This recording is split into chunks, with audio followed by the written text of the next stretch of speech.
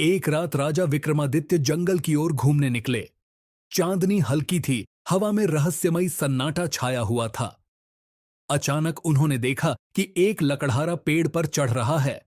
उसी समय वहां एक भालू भी उसी पेड़ पर चढ़ गया। भालू को देखकर लकड़हारे का दिल दहल गया। डर के मारे वह नीचे गिरा और वहीं प्राण त्याग दिए। विक्रम ने आश्चर्य से देखा कि वही भालू अचानक एक अत्यंत सुंदर स्त्री का रूप धारण कर लेता है। थोड़ी देर बाद दो भाई राजा उस ओर से गुजरे। दोनों ने उस स्त्री को देखा और मोहित हो गए। एक बोला, मैं इससे विवाह करूंगा। दूसरा बोला, नहीं, यह मेरी पत्नी बनेगी। स्वार्थ और वासना के अंधेपन में दोनों भाइयों में भयंकर युद्ध छिड़ गया और अंततः दोनों की मृत्यु हो गई। वह स्त्री तुरंत बदलकर एक विशालकाय सर्प बन गई।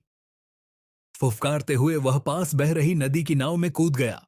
नाव यात्रियों से भरी थी। सर्प के उग्र रूप से नाव डगमगाई और सभी लोग पानी में गिरकर डूब गए। विक्रम ने देखा तो सर्प ने एक और रूप धारण कर लिया, इस बार एक साधु का।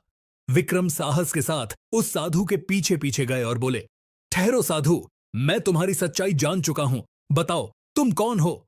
साधु ने ठंडी हंसी हंसते हुए कहा, राजन, मैं कोई साधु नहीं, न स्त्री, न भालू, न सर्प, मैं हूं काल।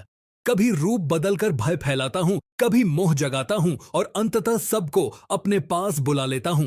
यही मेरा स्वभाव है। जो जन्मा है उसे मैं एक दिन ले जाऊंगा। विक्रम गंभीर होकर बोले, सच है हे काल, शरीर नाशवान है, पर मैं तब तक अपने धर्म और न्याय के मार्ग पर डटा रहूंगा। यदि मृत्यु निश्चित है तो कर्म ही अमर रहेंगे। काल मुस्कुराया और धुंध में विलीन हो गया।